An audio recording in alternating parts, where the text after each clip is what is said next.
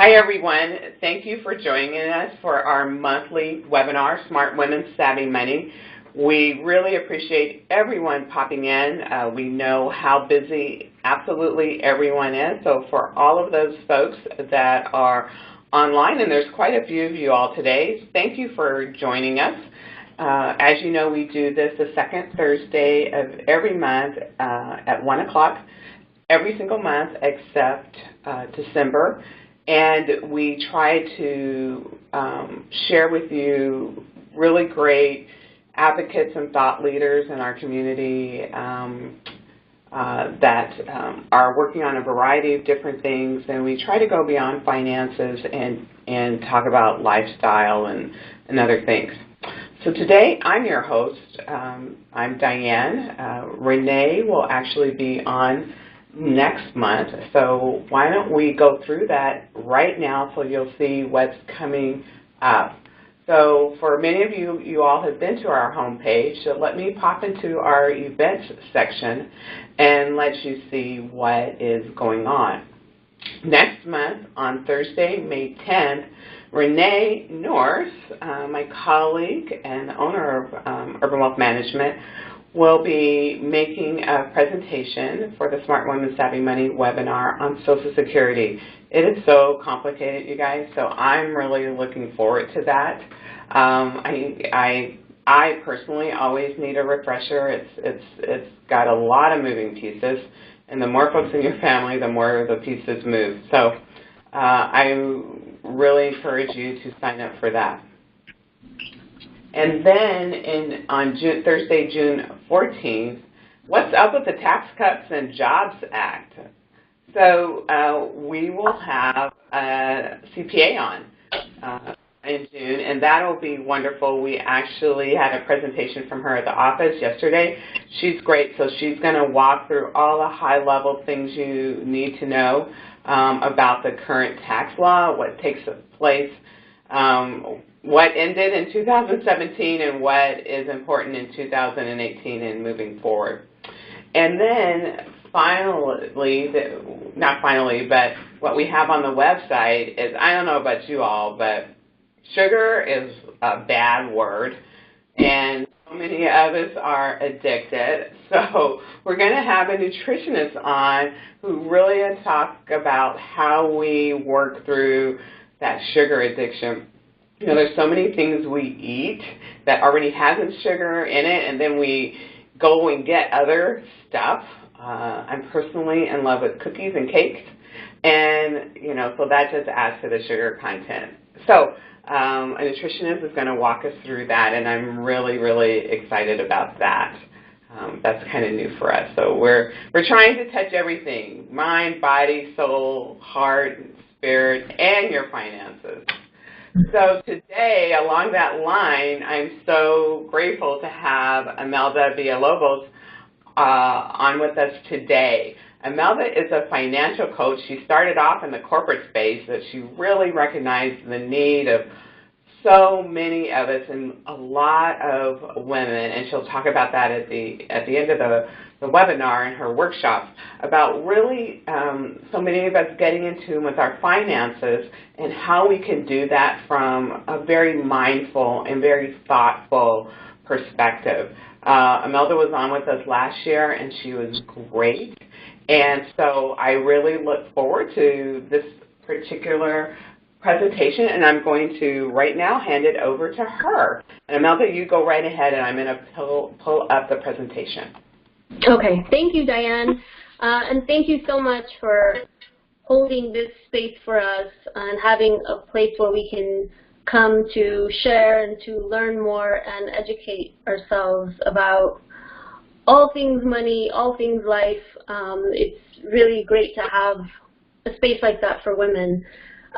So I'm Imelda, and I also do workshops for women, and we call them Money and Meditation.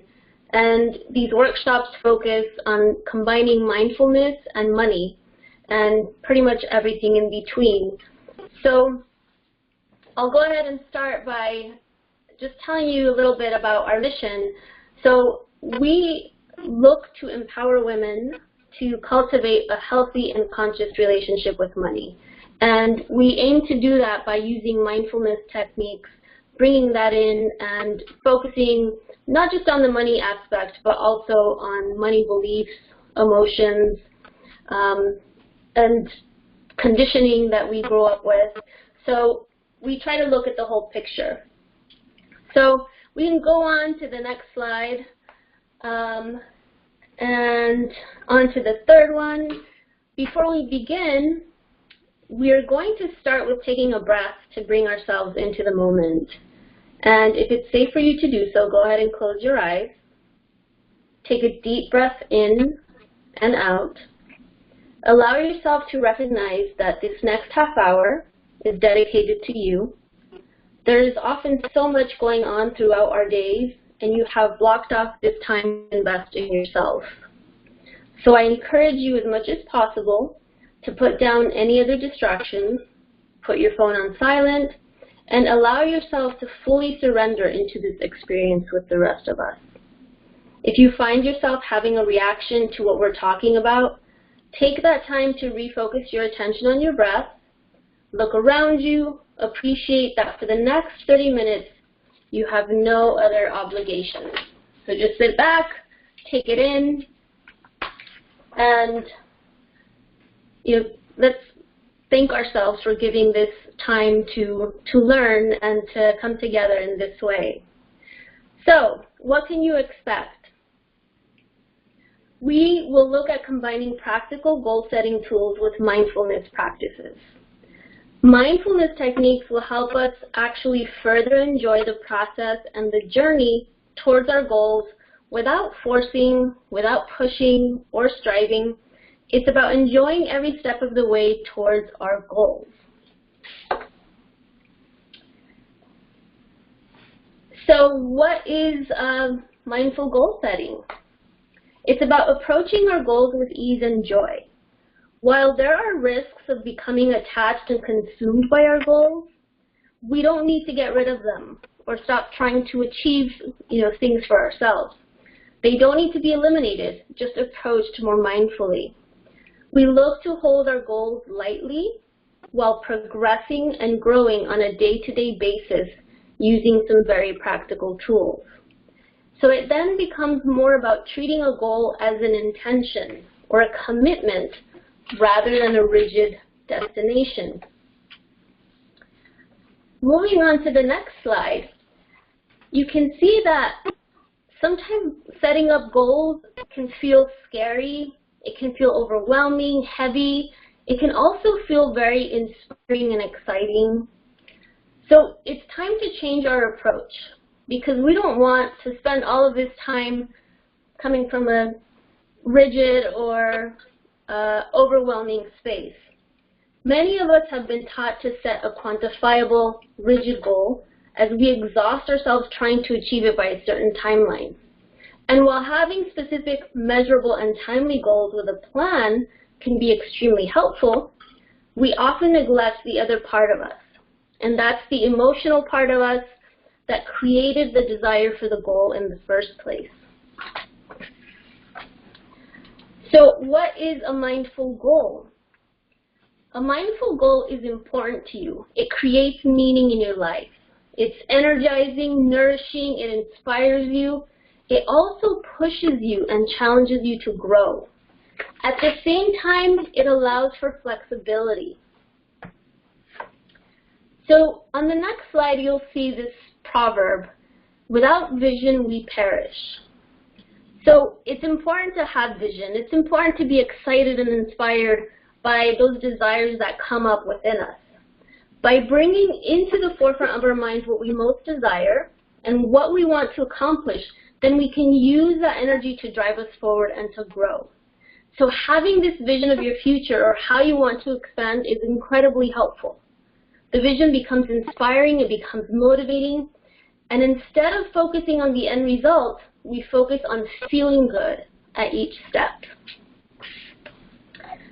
So by goal setting, we are able to really clarify our values and see what it is that's truly important to us.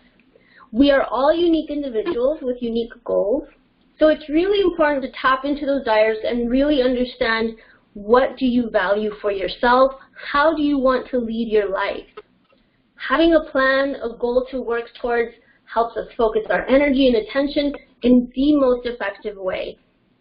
Otherwise, we can just scatter our energy and put energy into things that maybe don't truly matter to us.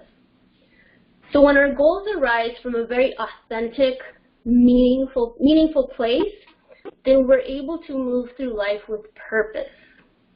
And having a goal with purpose is truly powerful. It's through the process of setting and achieving these goals that we are able to transform ourselves. We plant the seeds of inspiration and vision, and then we take these actionable steps to bring that vision to our physical reality, one step at a time. So, what is the first step to setting your mindful goal? First and foremost, you want to listen. So, connect with the present moment and listen to what is truly important to you and your soul. Find a quiet place. You can meditate, you can journal. Oftentimes we set goals because we think we should, or we're supposed to, or it's what everyone, or it's what is expected, or what everyone else is doing. So really take the time to meditate or journal the following questions. Understand, why is this important to you? How does it bring meaning into your life? Does it line up with your values? And how would it make you feel to actually accomplish this goal? The other thing I want to mention is setting goals that are intrinsically motivated or extrinsically motivated can make a big difference. Intrinsic motivation brings inner satisfaction and joy, whereas extrinsic motivation is generally tied to avoiding punishment, pleasing others, gaining approval. So we really want to shoot for goals that are intrinsically motivated, meaning it brings you joy and satisfaction, it helps you feel free, the goal will bring you a sense of empowerment and growth. It all comes from a very centered and internal place. So, for a quick example, say I am really inspired to set up a healthy emergency fund for myself. Over time, I've noticed how important it is to have money set aside as a cushion because it really helps with unexpected expenses. So setting up this fund lines up with my values because I value my independence, and it's important to me that I'm able to take care of myself and my family.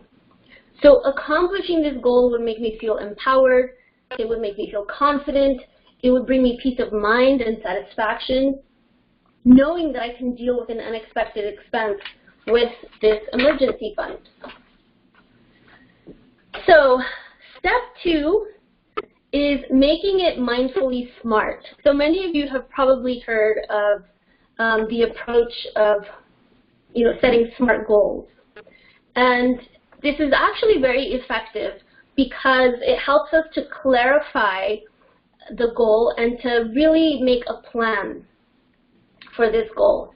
We can approach our goals from a centered and inspired place while utilizing these practical tools and approaches to help us achieve it. So a SMART goal starts by being very specific. Your goal should be clear, otherwise you won't be able to focus your efforts or feel truly motivated to achieve it. The second thing is it's measurable. You can track your progress and stay motivated. Assessing progress helps you to stay focused, meet your deadlines, and you feel the excitement of getting closer to achieving your goal. The third thing is it's attainable. It should stretch your abilities, but it should still be possible for you. It's also relevant. This step is about ensuring that your goal matters to you and also that it aligns with all of your other goals. And the last thing is that it's timely. This helps to prevent everyday tasks from taking priority over your longer-term, big picture goals. So if we continue with the example of the emergency fund, if I just say that my goal is to save $1,000 to have as an emergency fund, well, it's still a little bit vague. How am I going to go about it? By when do I want to have it? Why is it important to me? So to really make it a SMART goal, then we can say, I would like to save $1,000 by the end of 2018 by using a savings app to deduct $125 each month. So it becomes much more specific. It's measurable. I'm also saying, how am I going to do this? So the last thing for setting up your mindful goal is creating systems. So relying on self-discipline or willpower alone is a setup for a major disadvantage. When we rely on willpower, we end up struggling, we face resistance, and we end up trying to force our minds and ourselves while putting ourselves in complete misery and stress. So we don't want that. Studies have shown that when people are exceedingly focused and dedicated to using force of will to achieve their goals, they come up short and they report a hit to their well-being that is 120% greater than that reported by those who follow a less stressful path. So instead of trying to force our goal, we rely on creating a system that supports our goals and our intentions. So how do we do this? We plan ahead. This is why budgets and spending plans are useful. This is why if you're going to go to the gym, it helps to set your gym bag, by the door or have it in your car. Scheduling appointments ahead of time with your CPA or your financial advisor is also helpful. Setting recurring meetings with a friend to talk about progress is helpful. Plan for these bumps in the road because it's inevitable. It's going to happen. So you build it into your system. These bumps in the road are just about being realistic. That is just life, and it's going to throw things at us. And remember that progress isn't linear. We often hit walls at times, and it's okay. It's just part of that journey, so we want to treat it that way. And when you do hit those walls, ask yourself, how are you going to support yourself when this happens? How are you going to express kindness and compassion to yourself and just stay focused on your goal? So we add this into our plan, we build in systems and try to make it as automated and seamless as possible. Remember that the process determines the outcome. So we want to focus a lot more on the process. On the next slide, it's really nice to be reminded about this because sometimes we get so focused on just getting to that target, on getting to that end goal. But it's good to remind ourselves that every time we set a goal and work towards accomplishing it, we are challenging ourselves to grow and expand. We end up learning more about ourselves and what works for us. We also become better versions of ourselves every time. So how can you support your inner journey? We already talked about how to set up a mindful goal. So once that is done, how can you support yourself in this? We obviously advocate meditation, but that is one of the many mindfulness techniques and tools that you can use to help you. Meditation in particular helps the mind see the other infinite creative ways to go about getting things done, With mindfulness, we can simply notice the thoughts and impulses and make a choice to either indulge the distraction, because that will happen as we meditate, or we can just observe the distraction and continue towards the goal. And practicing this really helps to create that detachment and observing our beliefs, our thoughts, our emotions. And by bringing curiosity to our thoughts and patterns that arise during the process of working toward a goal, we deepen our understanding of what makes us perform well and also what holds us back. So, how can we do this? Well, if you don't meditate already, you can start just by meditating 5 minutes a day. Many studies have shown that it can make a huge difference, just 5 minutes a day. Throw it into your morning routine, find some time during your lunch hour. 5 minutes can make a huge difference, and it really can help to bring you back to the present moment and center you. You can also take a walk when you feel tense or overwhelmed. Take a quiet bath with no distractions. Close your eyes and just focus on your breath. You can also do just a mini meditation, like 30 seconds. It's all about bringing that mindfulness, pausing on a day-to-day basis, whether it's at a stoplight or while you're standing in line at the grocery store, pausing to just notice your breath and breathing and just appreciating that present moment. So the other thing that really helps is focusing on feeling good. So the reason that systems work is that you start to automate and create positive habits that are guiding you towards your goal. If you stay focused on the day-to-day, on creating and maintaining your system, then you remain focused on progress versus just the end target. By only focusing on the goal, then we feel as if we're constantly failing until we actually accomplish the goal. So the key is to focus on feeling good and reminding yourself of your progress. And remember that as humans, we are mostly driven by emotion. Again, trying to accomplish things by force of will is very difficult.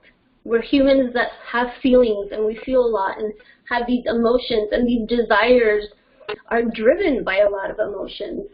So we want to use that and be inspired by that. And the journey then becomes more pleasurable and joyful. We stay connected to our intention, to what feels good to us, and we end up feeling good through the whole process, not just at the end of the journey or once we hit the goal. So when we inevitably lose motivation, we get distracted or we begin a pattern of self-sabotage, the instructions are to simply notice and gently but firmly come back to the goal. So in the next slide, there you go, talking about mantras and affirmations. So attending life in the present moment helps us to experience the presence of everything around us. And it directly connects us to ourselves, where we can focus on what we need to do at that moment. Stress can come from negative thoughts. Negative thoughts can destroy ideas, goals, inspirations, and they can completely stop us from taking action. For example, a part of our brain that uses the fear response to dangerous situations, such as a lion or a bear chasing us, is also used when we are stressed and are thinking negative thoughts. This part of our brain is called the amygdala. Our mind becomes completely narrow and focused on the negative thought and the emotion behind it. Negative thoughts can do the opposite of a positive thought and completely distract us from the present moment. This is because we're automatically living in the past when we have a negative thought. You can practice mindfulness more easily when you are in touch with positive thoughts, ones that are bright and full of color, instead of these unnecessary negative ones. So mantras and affirmations tell our subconscious that all is well. They help ground us. They pull us back into the present moment. So this is also another great tool. And my favorite is the first one, saying, I am enough, I have enough, I do enough. So we can decide if any action is needed to be taken once we're able to pull ourselves back into the present, focus on our breath, and be a bit more centered. So the next slide tells us that obstacles are things a person sees when he or she takes his eyes off of his goal. So again, by being centered, being focused in the present moment, not in the past, not too much in the future, we are able to stay focused on our goal. And if obstacles come up, which they will, then we are in a better place, a much more clear and focused place to act on any obstacle that might come up. So how can you also support your outer journey? When we inevitably hit a bump in the road, how can we get back to center and back on track?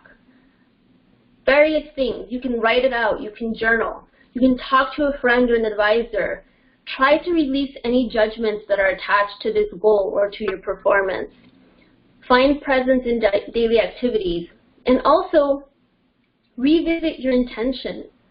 Is this goal still serving you? Is it still important to you? What is needed to support yourself in this process? So constantly checking in with yourself is important, and this will also remind you of why this goal is important to you and why you are working towards it. The other thing that can help is to recall your successes. However big or small, remind yourself and your subconscious mind of your capabilities, of all that you have accomplished to this point, how you have overcome other barriers or other bumps in the road.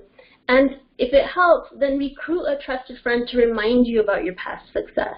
I think sometimes we're so focused on what we need to do next that we forget all of the great things that we have done in the past. So it helps to be reminded by someone else and to hear it from others as well. And adjust your timeline and take the pressure off if possible. Stress can really affect the brain in negative ways, as I said before, especially the prefrontal cortex, which is responsible for the highest cognitive abilities, such as planning, behavior, decision-making, problem-solving abilities, and concentration. And so if stress is getting in the way of making important decisions, then it's going to be that much harder for us to overcome any obstacles that come our way during this journey. So really try to keep the stress levels low. Engage in activities that make you feel strong, empowered, and confident.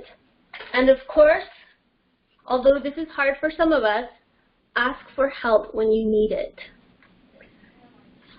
So, moving on to the next one. This is a big question. How do we balance being enough in the present moment while working toward a goal for the future? This question drives constant inquiry. So while I may not have an answer for this, the power of detachment and presence does come to mind. It's about knowing that you are not your goals. You are not your possessions. You're not your job. You are not your hobby. It's knowing that you are enough as you are right now. And by shifting our perspective to that of personal development and ongoing expansion of the self, then we can begin to view this from a much larger picture. It becomes less about measuring your worthiness through accomplishing and more about accepting yourself while following all the inspirations that arise. We then begin to follow that which feeds the spirit and expands your being. And that ultimately is what is most important. So to summarize, if your goal isn't there to move and to inspire you, to stretch and to grow, then it's time to reevaluate it. Don't hesitate to change it or drop it. We really want to focus on the well-being of ourselves first. Keep nurturing that feeling and that desire that came up in the first place. Release any attachment to the outcome. Focus on the process, on the day-to-day process, and you'll see that little by little, it will get you to the end goal. And you will at least have been feeling good throughout the entire process and not just at the end. The other thing I have noticed is helpful is if you treat it as an experiment, then it helps to create a little bit of space between you and the goal. There's a little bit of detachment, and it also opens up space for you to see other possibilities, other ways of doing things. So yeah, viewing it as an experiment can be incredibly powerful as well. Allow your goals to evolve and change, and keep relying on your systems. Focus on the process, on the system, and keep nurturing the present moment using any mindfulness tools that work for you. So in summary, how do we set up our mindfulness goals, and how do we help ourselves through the journey? Remember, we start by listening to our desires and really being honest with ourselves about why this goal is important. We clarify our goal using the SMART approach. We create a system that supports our goal on a day-to-day basis. And we use mindfulness tools throughout the process to keep us centered, grounded in the present moment, and focused on our goal. And we are at the end, so if there are any questions, I am happy to answer questions. And you can also reach out to me at the website moneyandmeditation.com. Thank you, Imelda. That was wonderful, just insightful and relaxing, kind of, I think, at the same time.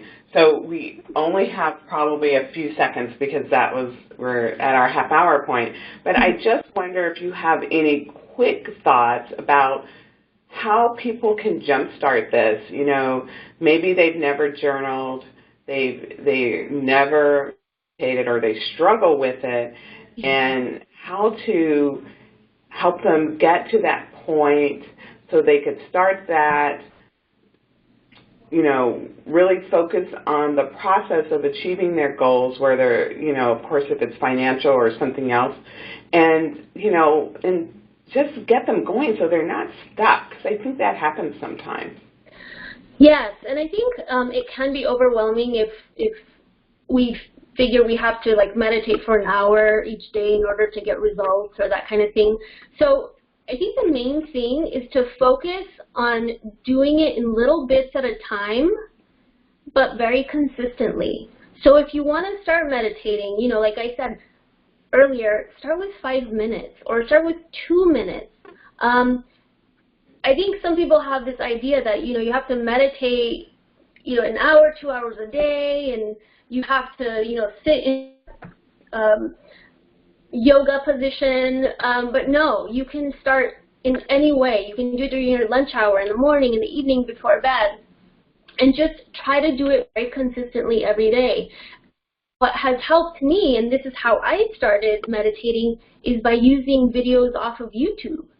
So there are tons of guided meditation videos on YouTube that are just really helpful, and you can find some that are for 5 minutes, some that are for 2 hours.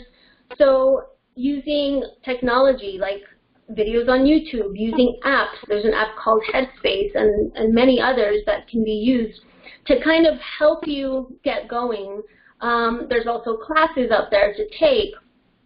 And as far as journaling, you know, using journaling prompts, asking yourself a question, or even just writing out a gratitude list, that's going to show what's really important to you and what you value most in your life. So again, just doing it in little bits. And then as you get used to it, you can start increasing the time, you know, of meditation or whatever it is that you're doing. I think that's perfect. I think that's a great idea, and I think you're absolutely right. The technology that I use quite a few apps, and they work wonderfully, and I can move around and get different things, and you know, on YouTube and what have you. I think that's really a great idea and prompts for the gratitude journal, just asking, you know, what am I grateful for today? The sun is shining. It doesn't have to be a big thing. You know, we think it has something major, but you know, it's that you woke up. It could be as simple as that. Right. So I want to thank you. This has been absolutely wonderful. I've certainly enjoyed it. I think your slides are just absolutely beautiful and pleasant to look at. So thank you for the whole package and helping us kind of get our head in gear, and hopefully if we're stuck or we want to start something new, this is a great strategy and great techniques to get going. I certainly appreciate it so much. Thank you. And I want to thank everyone that tuned in. We'll see you next month in May, on May 10th, and Renee is going to talk about Social Security. Don't get too excited. So thank you again. My name is Diane, and we look forward to having you join us again in the following months. Take it easy, everyone.